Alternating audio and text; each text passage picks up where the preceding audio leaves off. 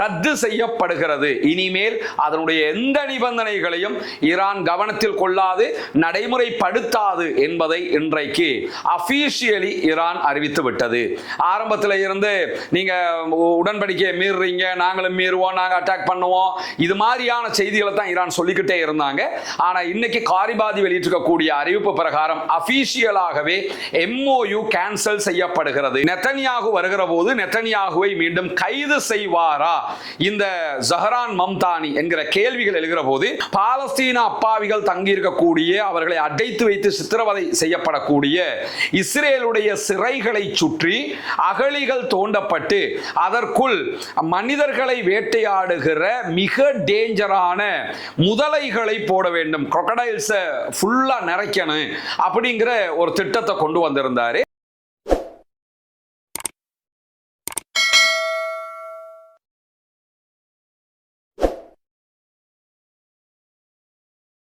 அன்பிற்கினிய சகோதர சகோதரிகளே, அனைவர் மீதும் ஏக இறைவனுடைய அமைதியும் கருணையும் உண்டாகட்டுமாக என்கிற உயரிய பிரார்த்தனைகளோடு, பாலஸ்தீனத்தில் ஆரம்பித்த இஸ்ரேலிய ஆக்கிரமிப்பு ராணுவத்தினுடைய தாக்குதல்கள் லெபனான், யமன் உள்ளிட்ட நாடுகள் வரைக்கும் பரவி கடைசியில அமெரிக்க ஈரானிய மோதல் வரைக்கும் கொண்டு வந்து நிறுத்தப்பட்டிருக்கிறது.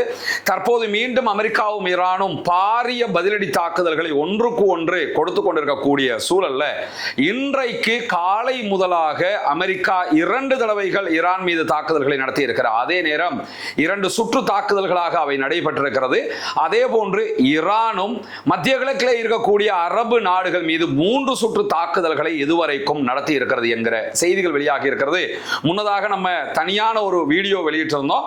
அந்த செய்தியில நம்ம குறிப்பிட்ட ஒரு செய்தி F-35 விமானங்கள் 2 இன்றைக்கு ஜோர்டானுடைய அல் அஷ்ராக் விமானப்படை தளத்தில் வைத்து அழித்திருக்கிறது ஈரானுடைய IRGC படைப்பிரிவுகள் என்கிற செய்திகள் எல்லாம் வெளியாகி இருக்கிறது. இப்படியான சூழல்ல தான் ஈரானுக்கும் அமெரிக்காவுக்கும் இடையிலான இந்த பரஸ்பர தாக்குதல்கள் என்பது தற்போதைக்கு முடிவுக்கு வருவதற்கான வாய்ப்புகள் மிக மிக அரிதாக இருக்கிறது என்பதை ஆய்வாளர்கள் தொடர்ந்து சுட்டிக்காட்டக்கூடிய செய்திகளை நம்ம பார்க்க முடியும். அது தொடர்பான செய்திகளை பார்ப்பதற்கு முன்பதாக பாலஸ்தீனம் தொடர்பான மிக முக்கியமான 2 செய்திகள் இன்றைக்கு வெளியாகி இருக்கிறது. இன்றைய நாள் பாலஸ்தீனர்கள் மத்தியிலே இஸ்ரேலிய ஆக்கிரமிப்பு ராணுவம் நடத்தி இருக்கக்கூடிய தாக்குதல்கள்ல ஒரே குடும்பத்தைச் சேர்ந்த 6 அப்பாவிகள் கொல்லப்பட்டிருக்கிறார்கள், ஷஹீதாகி இருக்கிறார்கள் என்கிற கவலைக்குரிய செய்திகள் வெளியாகி இருக்கிறார். அதே நேரம் இஸ்ரேலுடைய தேசிய பாதுகாப்பு அமைச்சராக செயல்படுகிற இத்தாமர் பென் கிவிர், இவன் தான் உலகத்திலேயே நம்ம இனவாதிகள் பட்டியலை போட்டோம்னு சொன்னா அதுல நம்பர் 1 ஆளாக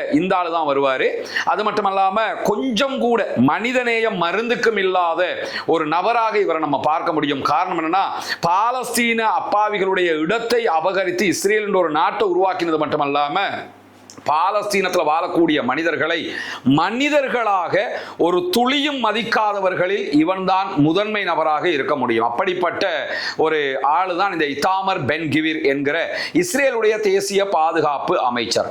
இவர் 6 மாதங்களுக்கு முன்பதாக ஒரு சட்ட திருத்தத்தை பாராளுமன்றத்திலே கொண்டு வந்திருந்தார். அந்த சட்ட திருத்தம் என்னன்னு கேட்டா, பாலஸ்தீன அப்பாவிகள் தங்கியிருக்கக்கூடிய, அவர்களை அடைத்து வைத்து சித்திரவதை செய்யப்படக்கூடிய இஸ்ரேலுடைய சிறைகளை சுற்றி அகழிகள் தோண்டப்பட்டு அதற்குள் மனிதர்களை வேட்டையாடுகிற மிக டேஞ்சரான முதலைகளை போட வேண்டும், crocodiles ஃபுல்லா நிறைக்கணும் அப்படிங்கிற ஒரு திட்டத்தை கொண்டு வந்திருந்தாரு. ஆனா இந்த திட்டம் பாஸ் பண்ண முடியாத ஒரு இக்கட்டு இருந்தது. காரணம் என்ன, இஸ்ரேலுடைய ஆக்கிரமிக்கப்பட்ட பாலஸ்தீனத்தில் இருக்க இஸ்ரேல் என்கிற அந்த ரெஜிமுடைய சட்டத்தில் இந்த முதலைகளை கண்காட்சிக்கும், குறிப்பாக ஜூ மாதிரி இடங்கள்ல தான் பயன்படுத்த முடியும், வேறு எங்கும் பயன்படுத்தக்கூடாது என்கிற சுற்றுச்சூழல் பாதுகாப்பு சட்டம் ஒன்று இருந்தது. அந்த சட்டம் தற்போது மாற்றப்பட்டிருக்கிறது. எனவே தற்போது இத்தாமர் பென் கிவிர் கொண்டு வந்திருக்கக்கூடிய பாலஸ்தீன அப்பாவிகளை வதை செய்யக்கூடிய வதை முகாம்கள், சித்திரவதை கூடங்களை சுற்றி மனிதர்களை வேட்டையாடுகிற முதலைகளை பயன்படுத்தி முதலை சிறையை உருவாக்குவதற்கான அனுமதி அவர்களுக்கு கிடைத்திருக்கிறது. அல்லாஹ்தான் பாலஸ்தீன அப்பாவிகளை பாதுகாக்க வேண்டும். எவ்வளவு துன்பத்தை இந்த உலகத்திலே அவர்கள் அவர்கள் சந்திக்க போகிறார்கள் என்பதை கற்பனை கூட பண்ண முடியாத அளவுக்கு தொடர்ந்து அவர்கள் மீது இவ்வளவு அநியாயத்தை கட்டவிழ்த்து விட்டுக் கொண்டிருக்கிறது இஸ்ரேலுடைய காட்டு மிராண்டித்தனமான அரசு என்கிற செய்திகளுக்கு மத்தியில் இன்றைய நாள் ஈரான் மிக முக்கியமான 2 செய்திகளை வெளியிட்டிருக்கிறது. அதிலே முதன்மையானது என்னென்று கேட்டால், ஈரானுடைய துணை வெளியுறவு அமைச்சரும் ஈரானின் தொழில்நுட்ப பேச்சுவார்த்தை குழுவினுடைய தலைவருமாக செயல்படுகிற காசிம் காரிபாதி அவர்கள் வெளியிட்டிருக்கக்கூடிய அறிவிப்பு பிரகாரம் உத்தியோகபூர்வமாக அமெரிக்காவுக்கும் ஈரானுக்கும் இடையிலே செய்து கொள்ளப்பட்ட ஒப்பந்தம் MOU ரத்து செய்யப்படுகிறது. இனிமேல் அதனுடைய எந்த நிபந்தனைகளையும் ஈரான் கவனத்தில் கொள்ளாது, நடைமுறைப்படுத்தாது என்பதை இன்றைக்கு அபிஷியலி ஈரான் அறிவித்து விட்டது. ஆரம்பத்தில் இருந்து நீங்க உடன்படிக்கையை மீறுறீங்க, நாங்களும் மீறுவோம், நாங்கள் அட்டாக் பண்ணுவோம், இது மாதிரியான செய்திகளை தான் ஈரான் சொல்லிக்கிட்டே இருந்தாங்க. ஆனா இன்னைக்கு காரிபாதி வெளியிட்டிருக்கக்கூடிய அறிவிப்பு பிரகாரம் அபிஷியலாகவே MOU கேன்சல் செய்யப்படுகிறது, உத்தியோகபூர்வமாக இந்த ஒப்பந்தம் செல்லுபடியற்றதாக ஆக்கப்படுகிறது என்கிற செய்திகளை அவங்க வெளியிட்டிருக்கிறது மட்டுமல்லாம, இனிமேல் இந்த உறுதிமொழிகளை நாங்கள் செயல்படுத்த மாட்டோம், நாங்க விரும்பின மாதிரி வளம மாதிரி எதை செய்யணுமோ அதைத்தான் நாங்க பண்ணுவோம் அப்படின்னு சொல்லி அவர்கள் பகிரங்கமாக அறிவித்திருக்கிறார்கள். இதற்கு மத்தியில தான் 2வது அறிவிப்பாக வெளியிடப்பட்டிருப்பதுதான், இனிமேல் யுத்தம் நடந்து கொண்டிருக்கும் போதே ஒரு சமாதான பேச்சுவார்த்தையை நடத்துவதற்கு நாங்கள் முன்வர மாட்டோம் என்பதும். ஏன்னா யுத்தம் நடக்கும் போதே வாங்க பேசுவோம்ங்கிறது, பேசிக்கிட்டு இருக்கும் போதே சண்டை பிடிக்கிறது, அல்லது சமாதானம் என்று வந்ததுக்கு பிறகு திரும்ப வந்து சண்டை பிடிக்கிறது, இதெல்லாம் நமக்கு வேலைக்காகாது. இனிமே சண்டைன்னா சண்டையே பிடிச்சிருவோம், சமாதானமா யுத்தம் நிறுத்திட்டு வாங்க பேச்சுவார்த்தை நடத்துவோம், இந்த மாதிரி வச்சுக்கிறோமே தவிர ரெண்டையும் ஒரே நேரத்தில் செய்ய மாட்டோம் என்பதை பகிரங்கமாக அறிவித்து விட்டது இன்றைக்கு ஈரானுடைய தலைமை என்கிற 2 செய்திகளுக்கு மத்தியில தான் எதிர்வருகிற வாரத்தில் UN உடைய செஷன்ஸ் நடைபெற இருக்கிறது, ஐநா பொதுச்சபை கூட்டம் நடைபெற இருக்கிறது. அந்த ஐநா பொதுச்சபை கூட்டத்தில் கலந்து கொள்வதற்காகவும் அமெரிக்க அதிபர் டொனால்ட் ட்ரம்பை சந்திப்பதற்காகவும் அமெரிக்காவுக்கு பயணிக்க இருக்கிறார் இஸ்ரேலுடைய பிரதமர் பெஞ்சமின் நெதன்யாகு. பெஞ்சமின் நெதன்யாகுனுடைய இந்த பயணம்ங்கிறது நியூயார்க் நகரத்திற்கான பயணமாக இருக்க போகிறது. இதுக்கு முன்னாடி அவர் பயணம் போன நேரத்தில் அவர் நியூயார்க்குக்கு போகல. அதற்கு மிக முக்கியமான காரணம் என்னன்னா, நியூயார்க்கினுடைய மேயராக ஜஹரான் மம்தானி இருக்கிறார். ஜஹரான் மம்தானி தன்னுடைய தேர்தல் பிரச்சாரத்தில் சொன்னது என்னன்னு கேட்டா, இஸ்ரேலிய பிரதமர் பெஞ்சமின் நெதன்யாகு ஒரு வார் கிரைம் செய்திருக்கிறார், யுத்த குற்றத்தில் ஈடுபட்ட ஒருவர், யுத்த குற்றத்தில் ஈடுபட்டவர், சர்வதேச நீதிமன்றத்தில் ஒப்படைக்கப்பட வேண்டியவர். எனவே அவர் நான் மேயராக இருக்கிற நியூயார்க் நகரத்திற்கு அனுமதி வழங்கப்படாது, அவர் உள்ள வந்தா கைது செய்வேன் என்கிற வாதங்களை முன் வச்சிருந்தார், வாக்குறுதிகளை கொடுத்து தான் அவர் தேர்தலில் ஜெயிச்சார். இப்பொழுது இடம்பெற்றிருக்கக்கூடிய ஒரு பிரச்சனை என்னன்னு கேட்டா, தற்போது ஐநாவினுடைய பொதுச்சபை கூட்டத்தில் கலந்து கொள்வதற்காக நியூயார்க்குக்கே பயணிக்க இருக்கிறார் இஸ்ரேலுடைய பிரதமர் பெஞ்சமின் நெதன்யாகு. எனவே நெதன்யாகு வருகிற போது நெதன்யாகுவை மீண்டும் கைது செய்வாரா இந்த ஜஹரான் மம்தானி என்கிற கேள்விகள் எழுகிற போது, இன்றைக்கு ஜஹரான் மம்தானி விடுத்திருக்கக்கூடிய அறிவிப்பில் நெதன்யாகு ஒரு வார் கிரிமினல், அவர் ஒரு யுத்த குற்றவாளியாக இருக்கிறார், அவர் ஹேக்கில் இருக்க வேண்டியவர், சர்வதேச நீதிமன்றத்தில் விசாரணை கைதியாக இருக்க வேண்டியவர், அவர்தான் தற்போது நியூயார்க் வருவதான செய்திகள் வெளியாகி கொண்டிருக்கிறது. சர்வதேச குற்றவியல் நீதிமன்றத்தால் தேடப்படுகிற ஒரு குற்றவாளியாக இருக்கிறவர் செப்டம்பர் மாதம் நடைபெற இருக்கிற ஐநா பொதுச்சபை கூட்டத்திற்காக நியூயார்க்குக்கு வருகை தருகிற நேரத்தில் நியூயார்க்கினுடைய சட்டங்கள் பிரகாரம், எனக்கு வழங்கப்பட்டிருக்கக்கூடிய அதிகாரங்கள் பிரகாரம் அவரை கைது செய்ய முடியுமா என்கிற சட்ட விவகாரங்களை சட்ட வல்லுநர்களோடு சீரியஸாக நான் வாதித்துக் கொண்டிருக்கிறேன். அதற்கான வாய்ப்பு இருக்குமாக இருந்தால் நிச்சயமாக சட்ட ரீதியாக இஸ்ரேலிய பிரதமர் பெஞ்சமின் நெதன்யாகு கைது செய்யப்பட்டு அவர் மீண்டும் ஹேக்ல இருக்கக்கூடிய சர்வதேச நீதிமன்றத்தில் ஒப்படைக்கப்படுவார் என்று சொல்லி இருக்கிறார் நியூயார்க்கினுடைய நகர மேயர் ஜஹரான் மம்தானி. என்ன நடக்க போகிறது என்பதை அந்த நேரத்தில் தான் பார்க்க முடியும். நியூயார்க்கினுடைய சட்டம் அனுமதி கொடுக்குமா இல்லையா, அனுமதி கொடுத்தாலும் ஜஹரான் மம்தானியால் நெதன்யாகுவை கைது செய்ய முடியுமா இல்லையா, அந்த நேரத்தில் நாம் அது தொடர்பான செய்திகளை புரிந்து கொள்ள முடியும். இப்படியான சூழல்ல தான் இன்னும் ஒரு செய்தி வெளியாகி இருக்கிறது. அமெரிக்காவில் சிச்சுவேஷன் ரூம்ல நடந்த ஒரு கலந்துரையாடல் பற்றிய செய்திதானது. இந்த வார் மாதிரி ஒரு முக்கியமான சம்பவங்கள் நடக்கும் போது அமெரிக்க அதிபர் டொனால்ட் ட்ரம்போட சிச்சுவேஷன் ரூம் வச்சிருக்கிறாங்க. அந்த நேரத்தில் நடக்கிறவைகள் தொடர்பாக கலந்துரையாடுவதற்கான ஒரு செட்டப் அது. அதில் பேசப்பட்ட விவகாரங்களில் ஈரான் மீதான தாக்குதல்களில் ட்ரம்புக்கு பல இராணுவ தேர்வுகள் ஆலோசனைகளாக முன்வைக்கப்பட்டிருப்பதாகவும் அதிலே அவர் எதை செயல்படுத்துவார் என்பது தெரியாது என்கிற தகவல்கள் வெளியாகி இருக்கிறது. குறிப்பாக அவருக்கு வழங்கப்பட்டிருக்கக்கூடிய அறிவுரைகள் இப்படியெல்லாம் அட்டாக் பண்ணலாம்ங்கிறதுல முதல் கட்டமாக கொடுக்கப்பட்டதுதான் ஈரானுடைய மின் உற்பத்தி நிலையங்கள் மீது தாக்குதல்களை நடத்த வேண்டும் அப்படிங்கிறது. அந்த நடைமுறைகள் அவர் செய்வாரா என்கிற கேள்விகள் எழுகிற நேரத்தில் அதே போன்று உட்கட்டமைப்புகள் மீதான தாக்குதல் இப்ப அவங்க பண்ணிக்கிட்டு தான் இருக்கிறாங்க. ரயில்வே ஸ்டேஷனுக்கு அட்டாக் பண்றாங்க, ரயில்வே பிரிட்ஜுகளுக்கு அட்டாக் பண்றாங்க, மற்ற ரயில்வே பிரிட்ஜ் அல்லாத பாலங்கள் மேல அட்டாக் பண்றாங்க. இதையெல்லாம் அவங்க பண்ணிக்கிட்டு தான் இருக்கிறாங்க. எப்படியாவது அந்த உள்கட்டமைப்புகளை தாக்க வேண்டும் என்பதற்காக அந்த காரியங்கள் நடைமுறையில் இருந்தாலும் இதெல்லாம் கொடுக்கப்பட்டிருக்கக்கூடிய ஐடியாக்களுக்கு மேலதிகமாக நிலத்தடியில் இருக்கக்கூடிய பீகாக்ஸ் மவுண்டன் மலைக்கு கீழாக இருக்கக்கூடிய பகுதிகள் மேல அட்டாக் பண்ணணும் என்கிற ஐடியா கொடுக்கப்பட்டிருக்கு. ஆனால் பீகாக்ஸ் மவுண்டன் மேல அவங்க அட்டாக் பண்றதுனால எந்த பலனும் இருக்காது. ஏன்னா தண்ணி கல்லுமலையாக இருக்கக்கூடிய ஒரு பகுதி, கல்லுமலைக்கு கீழே தான் கொட்டஞ்சி அவங்களுடைய அணு உற்பத்தி நிலையங்களை உண்டாக்கி இருக்கிறார்கள். இதுவெல்லாம் அவருக்கு கொடுக்கப்பட்டிருக்கக்கூடிய ஐடியா. இதில் அவர் எதை செயல்படுத்த போகிறார் என்கிற கேள்விகளுக்கு மத்தியில தான் ஈரானுடைய தாக்குதல்களுக்கு மத்தியில் பஹ்ரைனில் 5வது முறையாக வான்வழி தாக்குதல் எச்சரிக்கை ஒலி இன்றைக்கு எழுப்பப்பட்டிருக்கிறது. தொடர்ந்து பஹ்ரைன், குவைத், ஜோர்டான் மேல மிக கடுமையான தாக்குதல்களை ஈரான் நடத்துகிறது.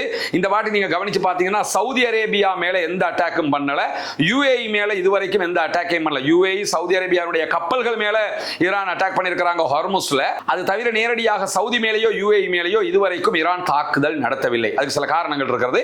ஆனா இப்ப இதுவரைக்கும் அவங்க தாக்குதல் நடத்தல. இந்த 3 நாடுகள் மேல தாக்குதல்களை நடத்தி வருகிறார். அதிலும் பஹ்ரைன், குவைத் மேலதான் உச்சகட்டமான தாக்குதல்கள் நடத்தப்படுகிறது. அந்த அடிப்படையில் பஹ்ரைன்ல இன்றைக்கு 5வது முறையாகவும் சைரன் எழுப்பப்படுகிற அளவுக்கு வான்வழி தாக்குதல் எச்சரிக்கைகள் விடுக்கப்பட்டிருக்கிறது. அதை தாண்டி பஹ்ரைன்ல இருக்கிற 5வது கடற்படை முகாம் மீது அமெரிக்காவினுடைய தளங்கள் மீது ஈரான் தாக்குதல்களை நடத்தி இருக்கிறது. 7 பாலிஸ்டிக் மிசைல் தாக்குதல்கள் இன்றைக்கு நடத்தப்பட்டிருக்கிறது. அதனுடைய பல உட்கட்டமைப்புகள் ஒவ்வொரு நாளும் அளிக்கப்பட்டு கொண்டு வருகிறது என்கிற செய்திகளுக்கு மத்தியில் குவைத் மேல இன்றைக்கு அபரிவிதமான தாக்குதல்களை நடத்தி இருக்கிறது ஈரான் என்கிற செய்திகள் வெளியாகி இருக்கிறது. ஒரு மின்சார அதே போன்று கடல் நீர் சுத்திகரிப்பு நிலையம் மீதும் தாக்குதல் நடத்தப்பட்டிருக்கிறது. மின்சார நிலையம் மேலையும் எலக்ட்ரிசிட்டி நிலையம் மேலையும் அட்டாக் பண்ணியிருக்கிறாங்க.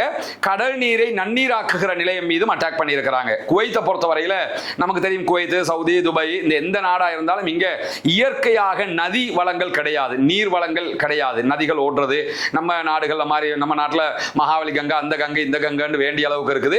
இந்தியாவை எடுத்துக்கிட்டோம்னு சொல்லி சொன்னா அது எண்ணிக்கையில் அடங்காத அளவுக்கு வேண்டிய அளவுக்கு அங்க நதி மூலங்கள் இருக்கிறது. இப்படியான சூழல்ல அரபு நாடுகள் இந்த மாதிரி நதி மூலங்கள் எதுவுமே இல்லை. ஆனா அங்க இருக்கக்கூடிய அரசுகள் என்ன பண்றாங்கன்னு கேட்டா கடல் நீரை நன்னீராக்குகிற திட்டங்களை உண்டாக்கி இருக்கிறார்கள். குவைத் ஒரு சின்ன நாடு, குவைத் சிட்டின்னு தான் சொல்லுவாங்க, அந்த அளவுக்கு சின்ன நாடு அது. அந்த நாட்டுக்குள்ளேயே 9 கடல் நீரை சுத்திகரிக்கக்கூடிய நன்னீராக்கக்கூடிய நீர் மேலாண்மை நிலையங்கள் இருக்கிறது. இந்த 5-6 நாள் தாக்குதலுக்குள்ளாக ஈரான் குவைத்தில் இருக்கக்கூடிய 2 கடல் நீரை நன்னீராக்குகிற திட்டங்கள் மேல அட்டாக் பண்ணியிருக்கிறாங்க. இந்த தாக்குதல் தொடருமாக இருந்தால் குவைத்துக்கு மிகப்பெரிய தண்ணீர் தட்டுப்பாடு ஏற்படும். அரபு நாடுகளில் பெட்ரோல் தட்டுப்பாடு வருதோ இல்லையோ, தண்ணீர் தட்டுப்பாடு நிச்சயமாக வரும். அது மிகப்பெரிய ஒரு பின்னடைவை அரபு நாடுகளுக்கு ஏற்படுத்தும் என்கிற நிலையில தான் இந்த தாக்குதல்கள் இன்றைக்கு நடைபெற்றிருப்பதை நம்ம பார்க்க முடியும். எனவே குவைத் அதிகமாக தாக்குதலுக்கு உள்ளாகிறது என்கிற செய்திகளுக்கு மத்தியில் ஈரானுடைய தாக்குதல்களால் குவைத்தில் எண்ணெய் நிலையங்கள் கூட தாக்குதலுக்கு உள்ளாகி இருக்கிறது என்கிற செய்திகள் வெளியாகி இருக்கிறது. ஈரானுடைய தாக்குதலுக்கு இன்றைக்கு ஒரு எண்ணெய் உற்பத்தி நிலையம், பெட்ரோலியம் சம்பந்தப்பட்ட ஒரு நிலையம், கச்சா எண்ணெய் உற்பத்தி நிலையம் தாக்குதலுக்கு உள்ளாகி இருக்கிறது. பலர் காயமடைந்திருக்கிறார்கள் என்கிற செய்திகள் வெளியாகி இருக்கிறது. இந்த தகவல்களை குவைத்தினுடைய பெட்ரோலியம் கார்ப்பரேஷன் உறுதிப்படுத்தி இருப்பதையும் நம்ம பார்க்க முடியும். இப்படி தொடர்ந்து குவைத், பஹ்ரைன் அதே போன்று ஜோர்டான் மேல கடும் தாக்குதல்களை ஈரான் நடத்துகிறது. ஏற்கனவே நம்ம சொன்ன மாதிரி ஜோர்டான்ல இருக்கக்கூடிய அஷ்ராக் விமான நிலையத்தின் மீது நடத்தப்பட்ட தாக்குதல்கள்ல அமெரிக்காவினுடைய 2 F-35 விமானங்கள் இன்றைக்கு அழிக்கப்பட்டிருக்கிறது. மொத்தமாக அது அமெரிக்காவுக்கு மிகப்பெரிய பின்னடைவாக இருக்கிறது என்கிற நிலையில தான் ஆக்கிரமிக்கப்பட்ட பாலஸ்தீனம், அதாவது இஸ்ரேல்ல இருந்து வரக்கூடிய எந்த பொருட்களாக இருந்தாலும் அந்த பொருட்களை இறக்குமதி செய்வதற்கு பெல்ஜியம் இன்றைக்கு மொத்தமாக தடை விதித்திருக்கிறது. இஸ்ரேலில் இருந்து எதையுமே இறக்குமதி செய்யக்கூடாது என்று சொல்லி பெல்ஜியத்தினுடைய கூட்டாட்சி அரசாங்கம் இன்றைக்கு விடுத்திருக்கக்கூடிய அறிவிப்புல சொல்லி இருக்கிறாங்க. காசா மீதான இஸ்ரேலுடைய 2 வருட கால ஆக்கிரமிப்பு யுத்தம் நேரத்தில் இந்த தீர்மானம் கொண்டு வரப்பட்டது. அது இன்றிலிருந்து நடைமுறைக்கு வருகிறது என்கிற செய்திகள் வெளியாகி இருக்கிறது. காசா அப்பாவிகளுக்காக இன்றைக்கு பெல்ஜியம் எடுத்திருக்கக்கூடிய மிக முக்கியமான ஒரு திட்டமாக இது இருக்கிறது. உண்மையிலே பெல்ஜியத்தினுடைய இந்த மனிதநேயமிக்க செயல்பாடு பாராட்டுக்குரியது என்கிற செய்திகளையும் நம்ம இந்த இடத்துல புரிந்து கொள்கிறோம். அதே நேரம் தொடர்ந்தும் இந்த செய்திகளை, உண்மை செய்திகளை அறிந்து கொள்வதற்காக இணைந்து கொள்ளுங்கள். ரஸ்மின் நியூஸ் என்கிற நம்முடைய சேனல், நீங்க வளமையாக பார்த்து வருகிற சேனல். அதை இதுவரைக்கும் சப்ஸ்கிரைப் செய்து இணையாத சகோதரர்கள் சப்ஸ்கிரைப் செய்து இணைந்து கொள்ளுங்கள். குறிப்பாக அதில் இருக்கிற பெல் பட்டனை கிளிக் பண்ணி ஆல் என்கிற ஆப்ஷனை கிளிக் பண்ணிக்கிறங்க. நம்ம என்ன வீடியோ போட்டாலும் உங்களுக்கு உடனுக்குடன் அது வந்து சேர்ந்துரும். அதுல ஒவ்வொரு வீடியோக்கு கீழே நம்முடைய டெலிகிராம் மற்றும் வாட்ஸ்அப் சேனல் லிங்க் இருக்குது. அதை கிளிக் பண்ணிக்கிட்டீங்கன்னு சொன்னா, அதுல இணைஞ்சுக்கிட்டீங்கன்னா வாட்ஸ்அப்லயோ அல்லது டெலிகிராம்லயோ உங்களுக்கு உடனுக்குடன் நம்முடைய செய்திகள் வந்து அடைந்து விடும். அதே நேரத்தில் ரஸ்மின் டாக்ஸ் என்கிற மற்றொரு சேனலும் நம்ம வீடியோ பகிர்கிற தளமாக இருப்பது உங்களுக்கு தெரியும். அந்த சேனலையும் சப்ஸ்கிரைப் செய்யாத சகோதரர்கள் சப்ஸ்கிரைப் செய்து கொள்வதோடு பெல் ஐகானை கிளிக் பண்ணிக்கிறங்க. அதுல ஆல் என்பதை கிளிக் பண்ணிக்கிறங்க.